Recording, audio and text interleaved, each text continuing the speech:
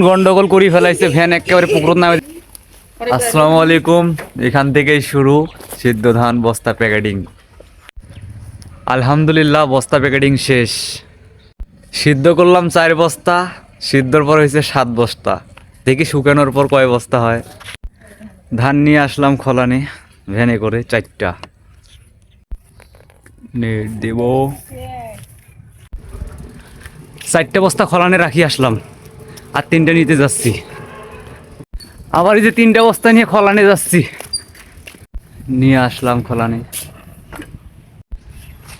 ধান নাড়ি দেওয়া শেষ করলাম, ভ্যানের কাজ শেষ, ভ্যান দিতে যাচ্ছি। গন্ডগোল করে ফেলাইছে, ভ্যান একেবারে পুকুর নামে দিয়ে ধরছে। এবার ফেল করছে, এই কারণে আর গাড়ি দেওয়া হলো না। পিছনে এখন ঠেলো তুমি।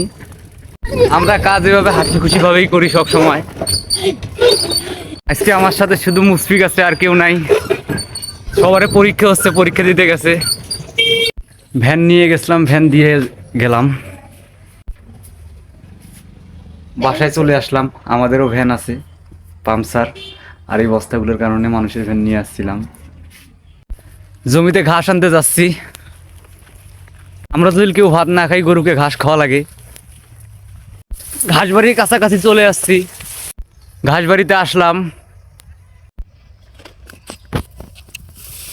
বিসমিল্লাহির রহমানির রহিম। আলহামদুলিল্লাহ ঘাস কাটা শেষ করলাম। কুশার দেখতে আসলাম, কুশার থাকলে কুশার খাবো। এই কুশারটা কাটলাম, খাবো। খালি পেটে কুশার খাচ্ছি। এখনো খাওয়া দাওয়া করা হয় নাই। বিসমিল্লাহ।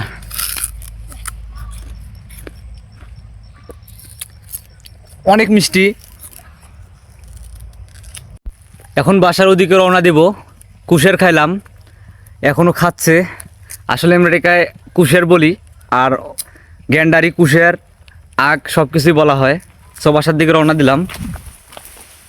অনেক দিন পর কুশের খাইলাম, অনেক ভালো লাগলো খালি পেটে। বাসায় আসলাম, ছোট বোনের লাগানো কুশের খাইছি, তার জন্য একটা নিয়ে আসছি। এখন ঘাস কাটবো।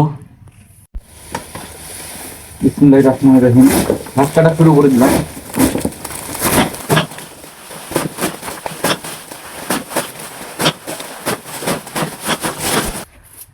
ঘাস কাটা শেষ করে দিলাম। আজকে আমি খাবার দেব না, আজকে হচ্ছে ছোট বোন দেবে, কারণ আমার প্রচণ্ড খিদা লাগছে। ফ্রেশ হয়ে আসলাম, দেখি ছোট বোন খাবার রেডি করে রাখছে। আম্মু বাসায় নাই, ধানের কাছে গেছে। আজকে বাসায় রান্না হয়েছে মিষ্টি কুমড়ার হচ্ছে মুরগির মাংস। সো আমার একটা ফেভারিট খাবার।